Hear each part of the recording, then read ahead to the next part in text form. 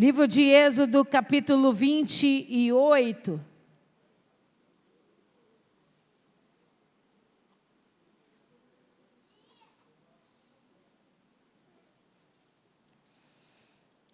Somente o verso 30.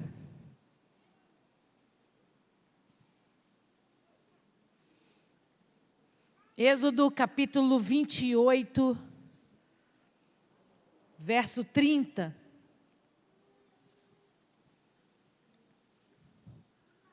Você achou aí? Diga amém.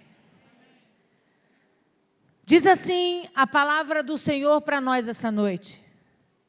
Também porás no peitoral do juízo o Urim e o Tumim, para que estejam sobre o coração de Arão, quando entrar perante o Senhor. Assim, Arão levará juízo dos filhos de Israel sobre o seu coração, diante do Senhor, continuamente. Amém? Feche os seus olhos, abaixe a sua cabeça. Poderoso Deus, em nome de Jesus, essa é a tua santa palavra. E nós estamos reunidos aqui para falar de Ti e para aprender de Ti. É por isso que eu me coloco atrás da cruz de Cristo, a sombra do Onipotente. Eu te peço, toma esse altar que é teu de honra e direito e ministra sobre nós, para a glória do teu nome, no nome poderoso de Jesus. Amém, amém, amém. Você pode aplaudir ao Senhor? A Ele a honra, a glória e o louvor para sempre. Aleluia! A Bíblia vai contar essa história para nós desde o princípio. Deus não agia conforme o homem. Deus, no início, no princípio, era um homem um ser de poucas palavras. Ele precisava trazer instrução sobre o seu povo, sobre pessoas, mas ele não era muito de falar. Então, no princípio de tudo, existia uma grande dificuldade de entender, ou de conseguir ouvir a voz de Deus. A vontade de Deus ser declarada audivelmente sobre a vida das pessoas. Então a Bíblia conta essa história para nós, que no início, no momento importante da história, onde Deus quis habitar com o seu povo no deserto, onde Ele quis criar novamente, estabelecer relacionamentos sobre a vida do povo, Ele ordena a Moisés que Moisés edifique um tabernáculo para ele, para que ele possa habitar, morar no meio do povo, e ali estabelecer a sua vontade. Mas como que isso funcionava? Ele então institui a Moisés, dá essa ordem, que a Moisés crie o tabernáculo e especificamente todos os detalhes dessa tenda gloriosa. E um desses detalhes importantes eram as vestes do sacerdote.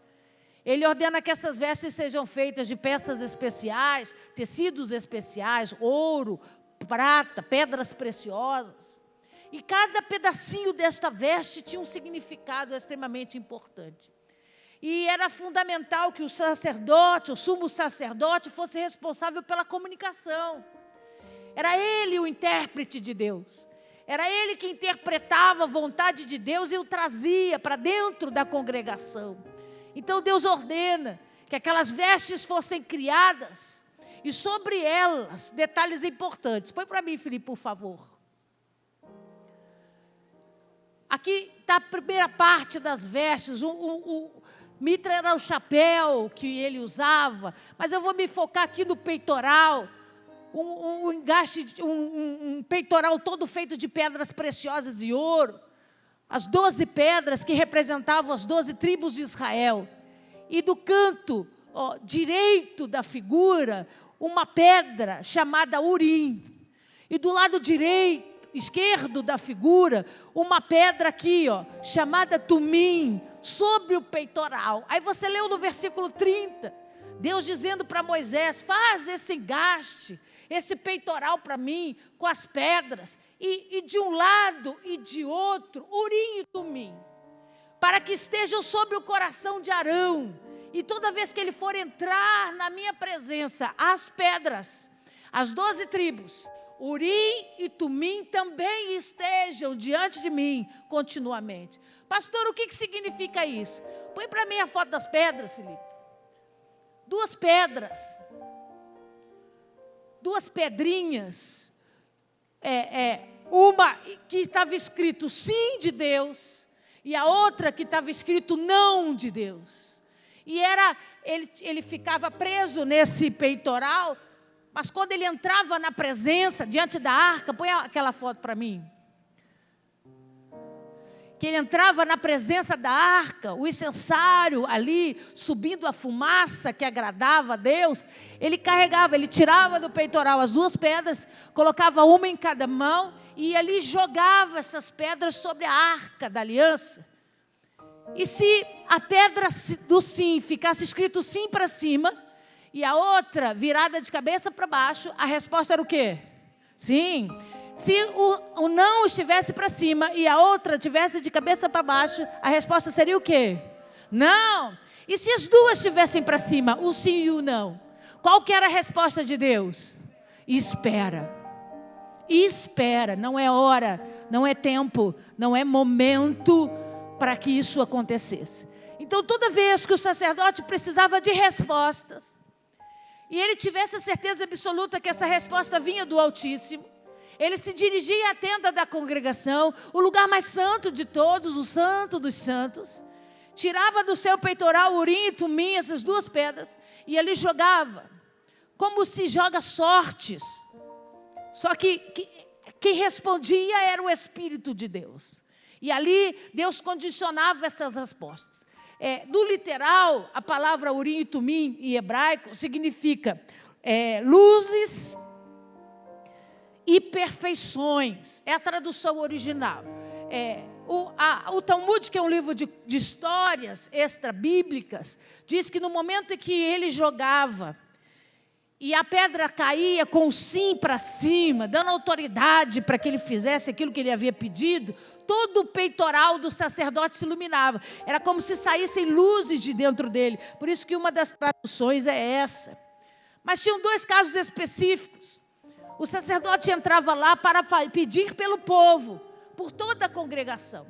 Então, toda vez que ele fazia isso, que ele perguntava: Deus, será que é tempo de nós guerrearmos, toda a tribo, todo o povo de Israel, contra um dos nossos inimigos, por exemplo? A resposta não era luzes nem perfeição, a resposta era revelação e verdade. Deus estabelecia ali condições para que aquilo acontecesse. Quando era de forma pessoal, quando ele estava falando de alguém, de uma pessoa, Deus, a Maria está apta a viver essa obra. A resposta de Deus era, ou ela está amaldiçoada, ou sim, ela está limpa, purificada. Quando tratava de indivíduo, de pessoal. Só para você entender como a história começou. Então, não se ouvia o sim de Deus, ou o não de Deus, aleatoriamente, ou da própria boca do Altíssimo.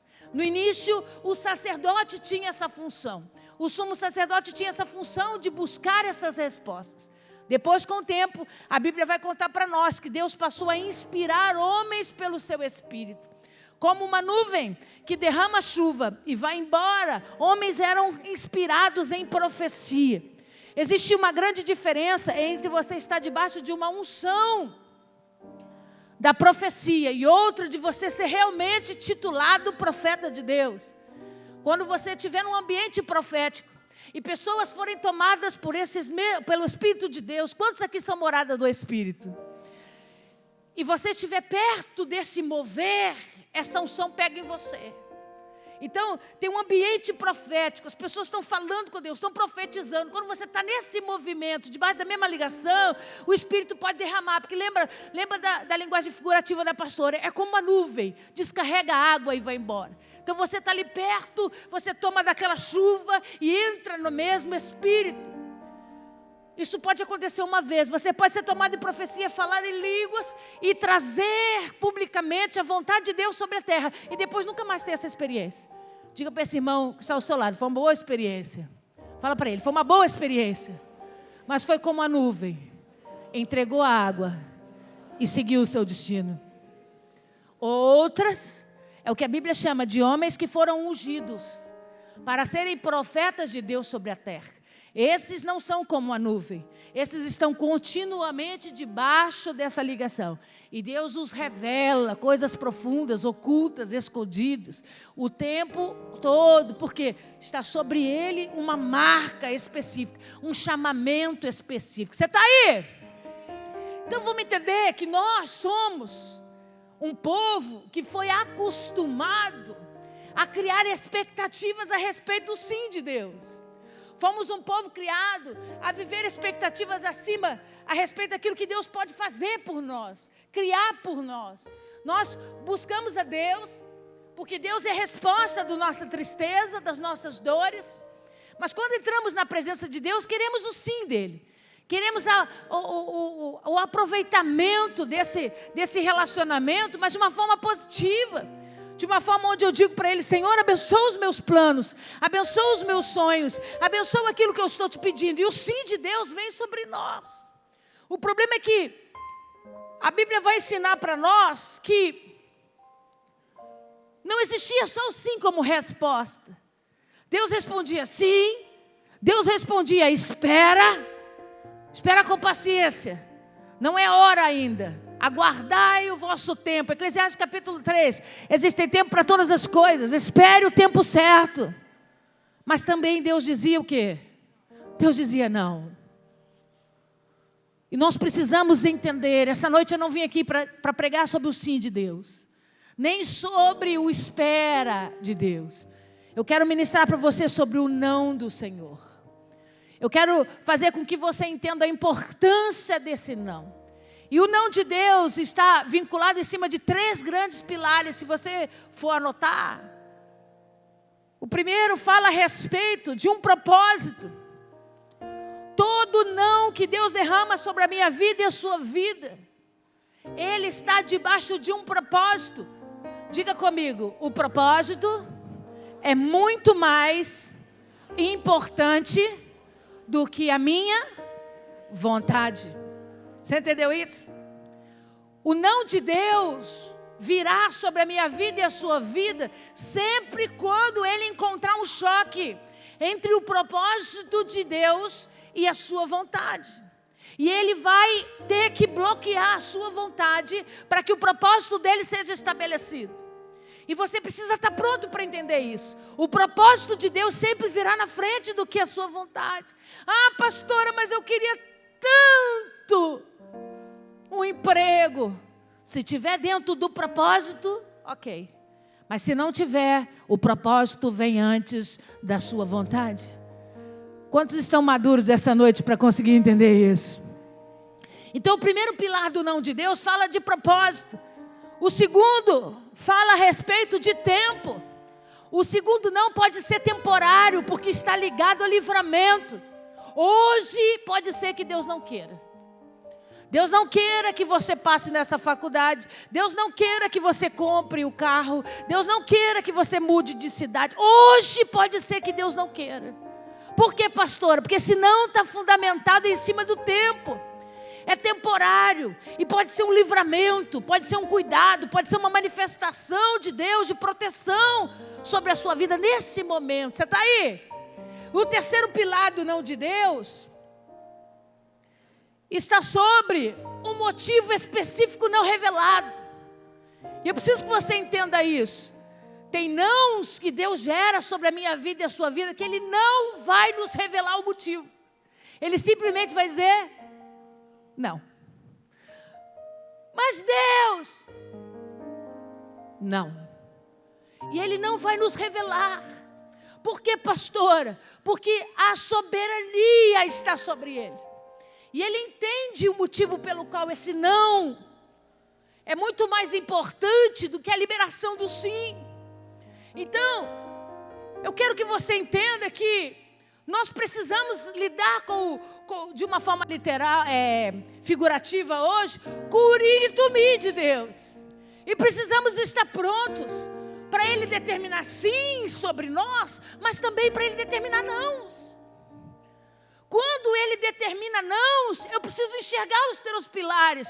Ou Ele está fazendo isso por causa do propósito, ou Ele está fazendo isso porque não é tempo ainda de eu viver essa experiência, ou Ele está fazendo isso porque tem algo muito mais importante escondido entre o céu e a terra que não precisa a mim ser revelado.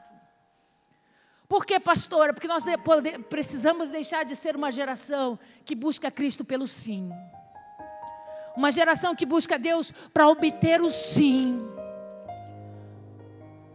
Quando nós somos crianças,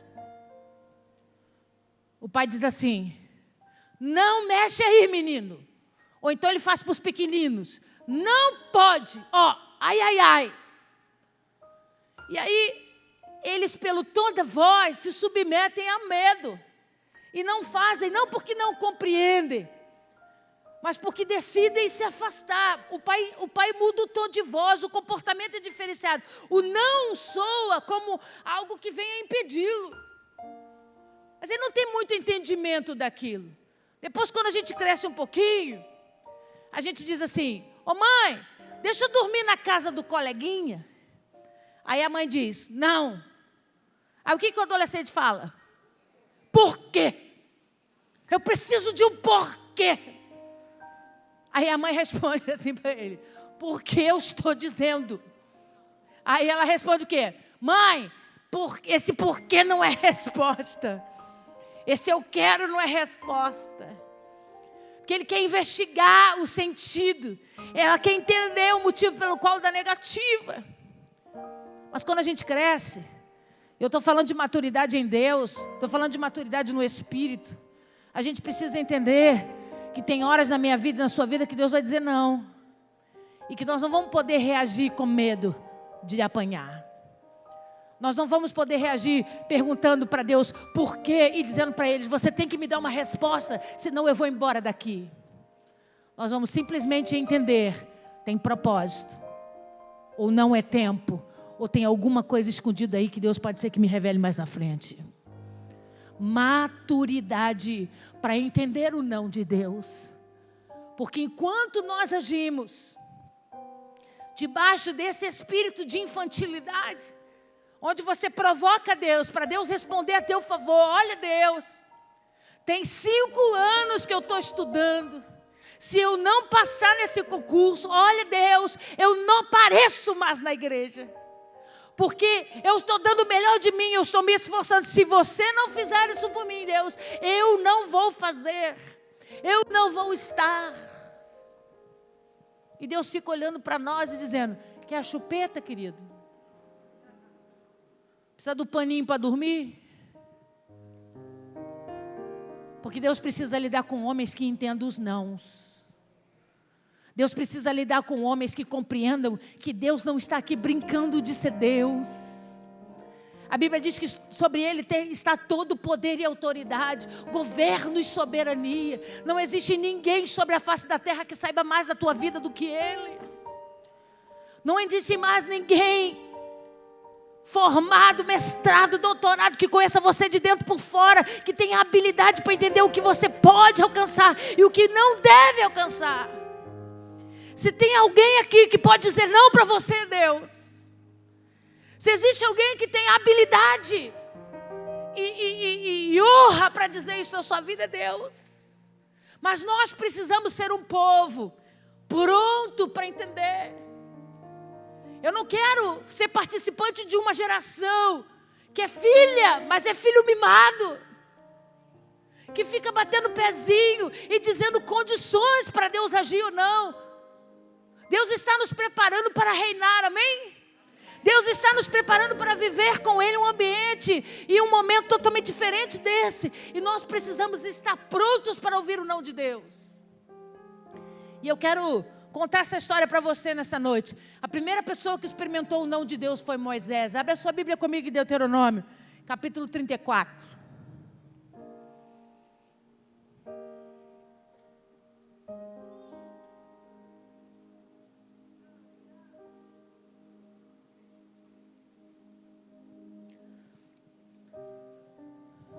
Deuteronômio 34, verso 4.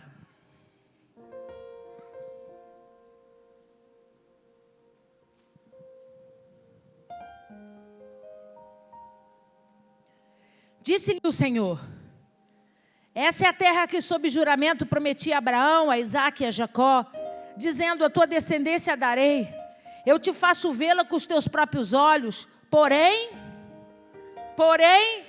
não irás para lá. Então olha aqui para mim.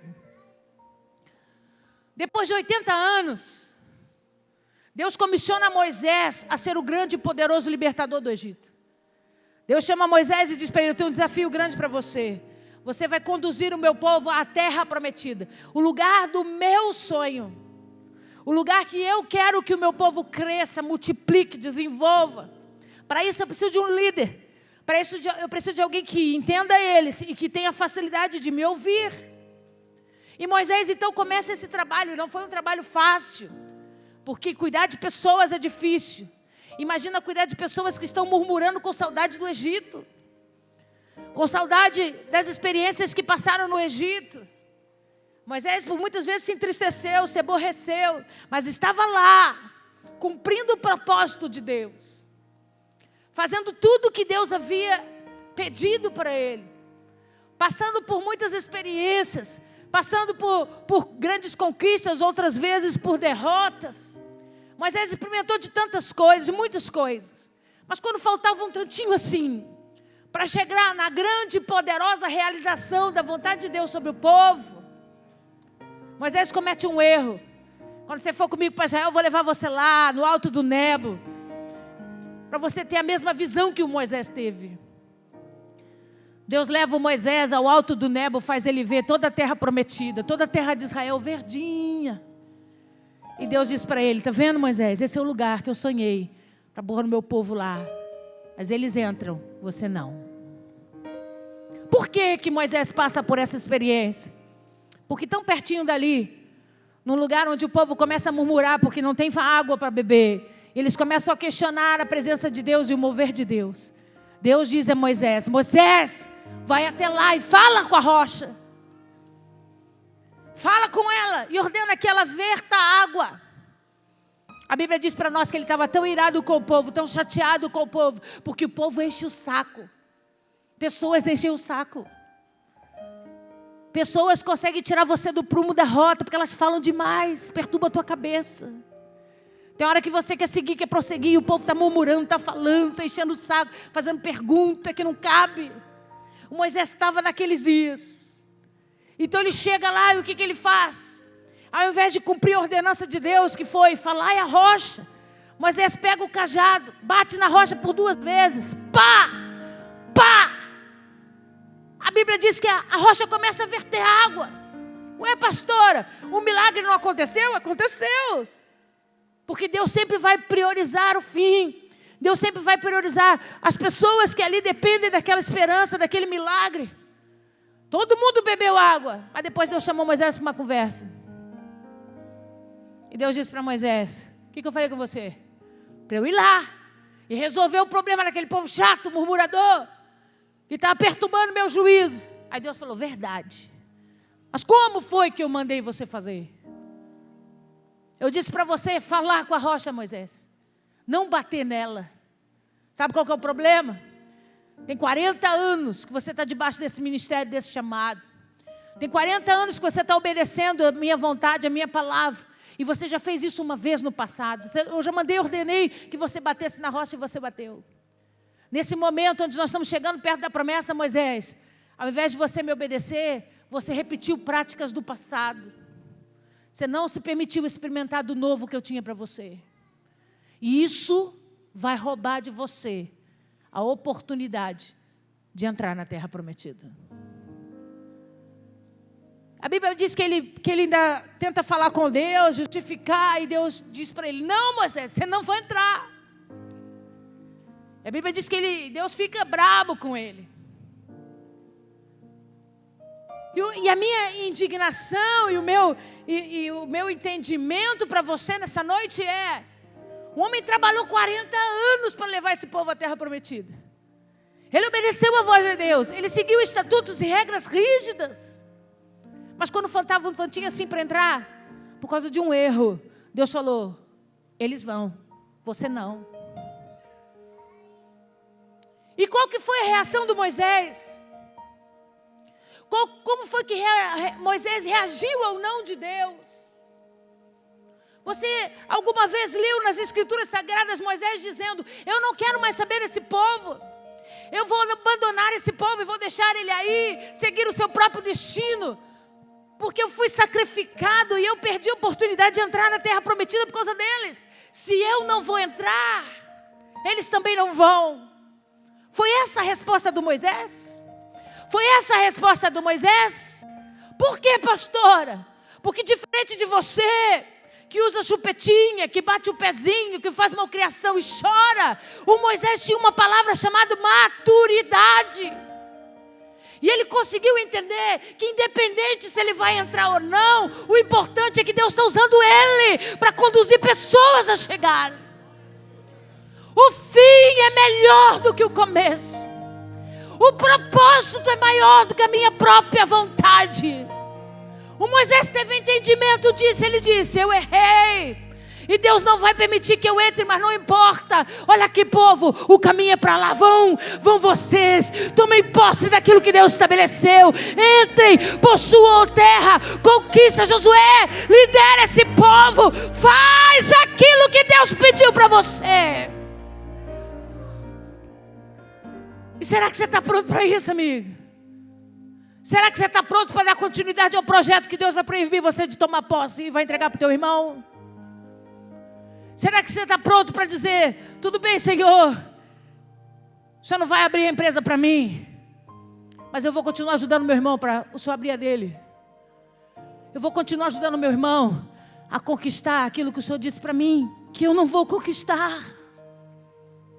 Será que você está pronto e maduro para administrar esse não na sua vida? A segunda grande pessoa pública que recebeu um não de Deus foi Davi. Vai lá comigo em 1 Crônicas.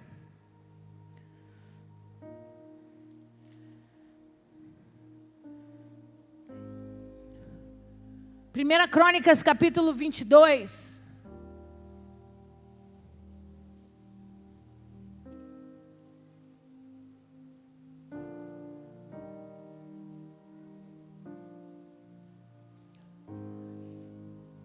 Verso 7. Disse Davi a Salomão: filho meu, tive intenção de edificar uma casa no nome do Senhor, meu Deus. Porém a mim me veio a palavra do Senhor dizendo: tu derramaste sangue em abundância e fizestes grandes guerras. Não edificará casa ao meu nome. Portanto, muito sangue tens derramado na terra na minha presença. Eis que te nascerá um filho que será homem sereno, porque lhe darei descanso de todos os seus inimigos em redor. Portanto, Salomão será o seu nome. Paz e tranquilidade darei a Israel nos teus dias. E este edificará casa no meu nome. E ele me será por filho, e eu lhe serei por pai. Estabelecerei para sempre o seu trono, o trono do seu reino sobre Israel. Davi, o homem segundo o coração de Deus. O menino que foi chamado de trás das malhadas para governar todo Israel. Deus começa a trabalhar no coração dele, enche Davi de honra, o faz morar num palácio, ser reconhecido como rei. Ele tem bens, ele tem dinheiro, propriedades. Mas uma coisa incomoda o coração de Davi. Ele pensa: por que eu tenho casa para morar? Eu tenho conforto e a arca do Senhor habita em tendas. Eu não quero que isso seja assim para sempre. Eu quero dar ao trono, ao Senhor, um lugar edificado, fixo sobre a terra. Eu quero construir esse templo. Eu quero ter a honra de construir essa casa e dar para o Senhor. Ele vai a um campo poderoso, paga o preço por aquele campo e compra aquelas terras, para que ali ele possa edificar o templo, construir o templo. E quando você for comigo em Jerusalém, eu vou te mostrar esse terreno. Está lá até hoje, cercado, murado. É terreno pago pelo rei Davi para a construção do templo do Senhor. Mas Deus chama Davi e diz para ele: eu fiquei muito feliz com a intenção do seu coração. Eu fiquei muito feliz em saber que você está preocupado em dar um lar, uma morada fixa para mim, me honrar sobre a terra. Mas você, Davi, é um homem de guerra.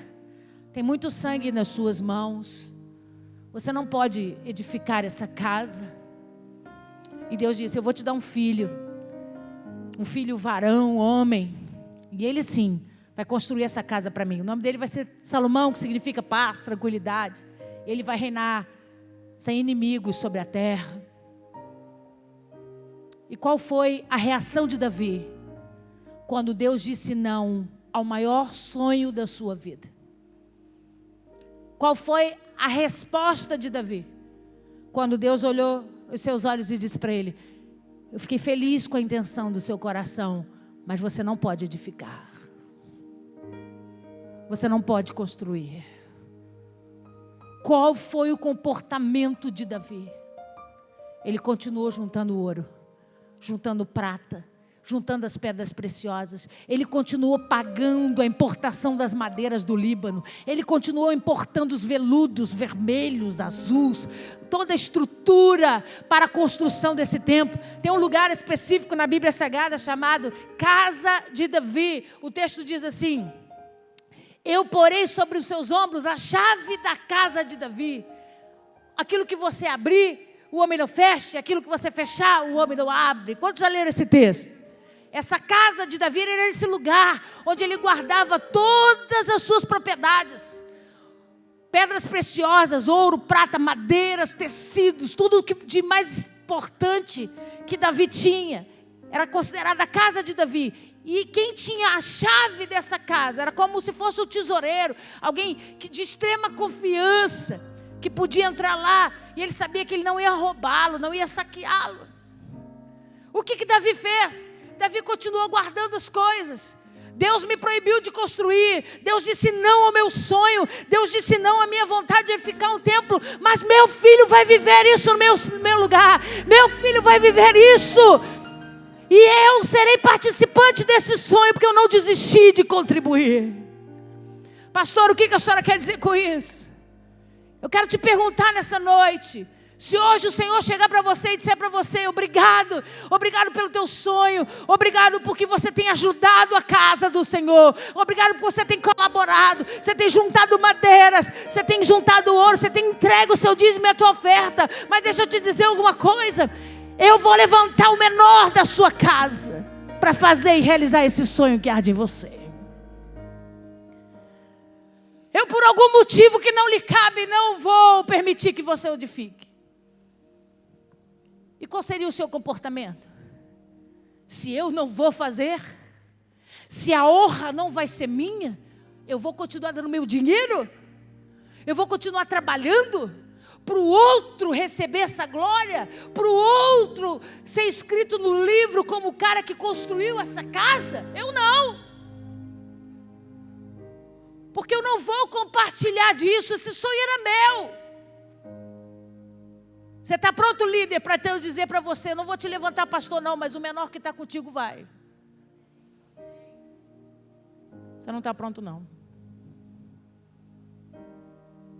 E você continuar investindo nele da mesma forma, continuar dando palavra, continuar amando, continuar alimentando ele de todas as formas possíveis, mesmo sabendo que Deus disse não para você e que vai dizer sim para ele. Sabe por que a gente não está pronto? Porque a gente é egoísta. Porque a gente quer a glória para a gente. A gente não se formou na faculdade de Cristo para dividir glórias. Na nossa cabeça, todo serviço e trabalho tem que render glória para mim mesmo. E se eu tiver que dividir isso com alguém, eu prefiro nem botar a mão. Se eu tiver que tocar junto com o Gabriel e finge que eu toco alguma coisa, para ser uma comparação justa, eu não quero. Porque ou aparece ele ou aparece eu. E Deus está dizendo: pode ser seu sonho, mas eu não vou deixar você realizar. Mas o seu filho vai fazer isso no seu lugar. O pequeno que anda com você vai fazer isso no seu lugar. E eu quero ver onde está o seu coração quando eu te disser não. Eu quero ver onde está o seu coração quando eu disser para você: ele vai, você não. Nós não amadurecemos porque buscamos apenas os sims e o esperar de Deus. Quando Deus fala não para a gente não tem maturidade suficiente para digerir isso e continuar trabalhando e servindo. Eu lembro perfeitamente. Eu nasci numa denominação, comecei a crescer em outra. E assim que eu cheguei lá, o pastor disse para mim: aqui não tem lugar para você, porque nós não acreditamos no ministério de mulheres. Então, você pode continuar me ajudando se você ficar na portaria, se você arrumar as coisas, se você distribuir os envelopes, mas no altar não vai ter lugar para você. E o que eu fiz? Com toda a bagagem que eu tinha, com 13 células que estavam somente debaixo de mim, com a liderança que eu fazia, que eu vivia já debaixo de outra igreja, o que eu fiz? Nada. Eu fui para a portaria. Eu fui distribuir envelope. Eu fui arrumar a igreja. E fiquei lá. Quase 4 anos fazendo isso. Até que um dia, o Espírito Santo, dentro do carro, falou com ele: você vai chamar ela para assumir o culto lá. E ele falou com Deus: eu não. Aí ele falou: vai, porque senão eu vou te apertar. E ele falou com Deus: então eu vou fazer prova. Eu vou chamar ela e vou perguntar uma só vez. Se ela me der qualquer tipo de desculpa, que não seja o sim, eu sei que eu estou ficando maluco, que isso é coisa da minha cabeça. Mas se ela disser sim, sem me questionar em absolutamente nada, eu vou entender que Deus está nesse negócio. Ele chegou um dia lá, olhou para mim e falou assim: o que você faz quarta-feira de noite? Eu falei: nada. Ele falou: semana que vem começa um culto aqui. O que foi que eu respondi? Ok. Ele ficou parado olhando para minha cara, tipo: você não vai perguntar nada? Você não vai me perguntar como que faz, o que precisa? Aí eu: não. Ele: então tá bom. O que a senhora quer dizer com isso? Esteja pronta para fazer aquilo que Deus chamou você para fazer. Não importa. Às vezes Deus levanta nãos temporários sobre a nossa vida para treinar a minha vida e a sua vida, para treinar os nossos condicionamentos, os nossos posicionamentos. E quando Deus decide que você está pronto para fazer, Ele que vai te buscar de trás para frente. Ele que vai ordenar que você venha para cumprir, para estabelecer, para viver, para desfrutar. Porque é assim que Deus faz. Mas esteja pronto para Deus dizer, como disse para Davi: não, eu amei a sua ideia, mas não vou deixar você fazer. Deus pode te dar muitas ideias e não permitir que você faça, e alguém vai vir aí atrás de você e vai fazer, e Deus vai dizer: eu estou com você. E você vai dizer: eu já tive essa ideia há tanto tempo. Mas o não de Deus veio para você.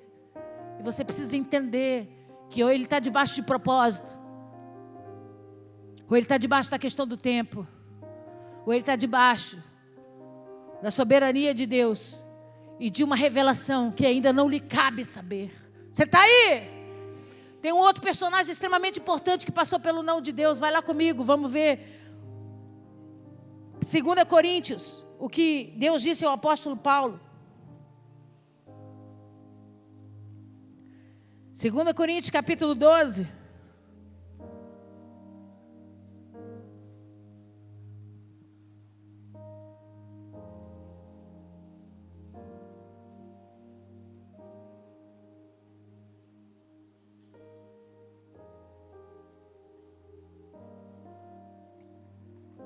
Segunda Coríntios, verso 12, versículo 9. Vamos ler a partir do 7 ao 9. E para que não me ensoberbecesse com a grandeza das revelações, foi-me posto um espinho na carne, mensageiro de Satanás, para me esbofetear, a fim de que não me exalte. Por causa disso, 3 vezes pedi ao Senhor que o afastasse de mim. Diga: 3 vezes. Então Ele me disse: a minha graça te basta, porque o poder se aperfeiçoa na fraqueza. De boa vontade, pois, mais me gloriarei nas fraquezas, para que sobre mim repouse o poder de Cristo. Pelo que sinto prazer nas fraquezas, nas injúrias, nas necessidades, nas perseguições, nas angústias, por amor de Cristo. Porque quando sou fraco, então é que eu sou forte. A Bíblia não explica para nós que tipo de espinho na carne era esse que o apóstolo Paulo tinha e carregava. Mas a verdade é que uma coisa a gente não pode discutir, méritos ele tinha. Ele abriu mão de uma vida romana, de uma classe social muito elevada. Abriu mão de estar no meio de pessoas condicionadas com dinheiro. Abriu mão de viver uma vida comum para estar no meio de pessoas que passaram a persegui-lo e odiá-lo por causa da pregação do Evangelho. Abriu mão do status, da sua figura pública, da sua posição, para pregar a palavra de Jesus. Méritos ele tinha. A Bíblia conta para nós que os discípulos sentaram e ouviram a pregação do próprio Jesus Cristo. Ensinamentos do próprio Jesus. Paulo não. A Bíblia diz que tudo a respeito de Jesus foi o céu que o revelou. O próprio céu revelou a Paulo os segredos das condições, dos ensinamentos de Jesus sobre a terra. Isso não é para qualquer um, não. Isso é coisa de gente escolhida. Isso é coisa de gente especial. Paulo vivia isso. Méritos, nós podemos relatar muitos que o apóstolo Paulo tinha, mas a verdade é que ele carregava sobre ele um espinho da carne. Algo que o entristecia, algo que roubava a sua alegria. E a Bíblia vai dizer que por 3 vezes ele pede a Deus que tire aquilo dele. E qual foi a resposta de Deus para Paulo? Qual foi a resposta de Deus para Paulo? Não. Porque se eu tirar esse espinho de você, você vai ficar soberbo. Se eu retirar isso de você por conta das revelações, por conta da intimidade, por conta do nível que você chegou, você vai abrir mão de ser quem eu quero que você seja, Paulo. E eu não vou correr esse risco, porque o propósito tem que estar maior do que a sua vontade. O propósito precisa ser estabelecido acima da sua vontade. Eu não vou retirar esse espinho, Paulo. Eu vou permitir que você continue com ele. E qual foi a resposta de Deus para o Paulo? A minha graça. Segura essa aí, varão. Dorme com essa. Você está disposto a orar e a pedir a Deus: Deus, por favor, retira de mim isso que me incomoda. Retira de mim isso que me infortune. Retira isso de mim, Senhor, que rouba a minha razão. E Deus diz para você: não, que a minha graça te basta. Como que você vai reagir? Você vai bater o pezinho como criança mimada e vai dizer: você não vai me curar, não? Você não vai retirar de mim essa dor, não? Então também eu não vou pregar mais o Evangelho. Eu vou voltar para a minha vida do passado, porque lá eu não tinha inimigos. Lá eu não brigava com as pessoas. Lá eu não me dispunha com as pessoas. Eu vou voltar para a vida que eu tinha, porque eu não vou ficar pagando preço se o Senhor não quiser me curar. Quando que nós vamos aprender que o não de Deus é proteção? Que o não de Deus é cuidado? Que o não de Deus é defesa, é amor? No momento mais difícil da vida de Jesus, eu vou terminar. Ele olha para os céus e diz: se possível for,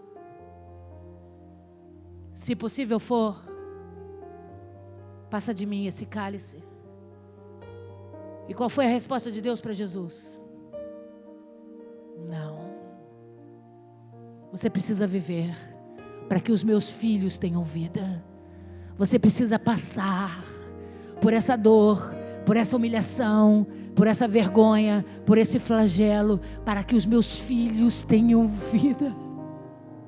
O não de Deus para Jesus trouxe vida para mim e para você.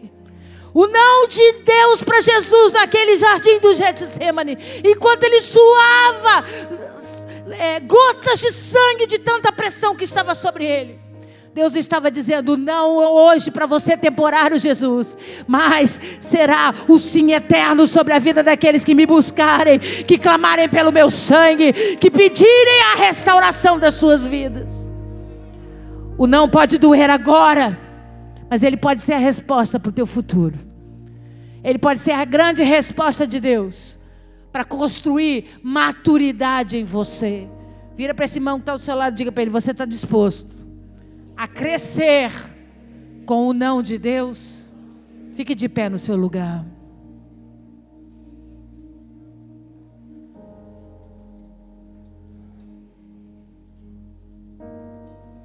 Quantos nãos a vida já te deu? Quantos nãos Deus já te deu?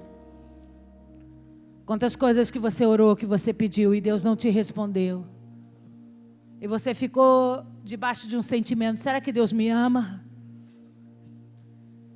Será que Deus quer mesmo que eu seja feliz? O problema não tem nada a ver com o amor, porque Ele nos amou mais do que tudo. Ele entregou a vida do seu filho por amor a mim, de mim e de você.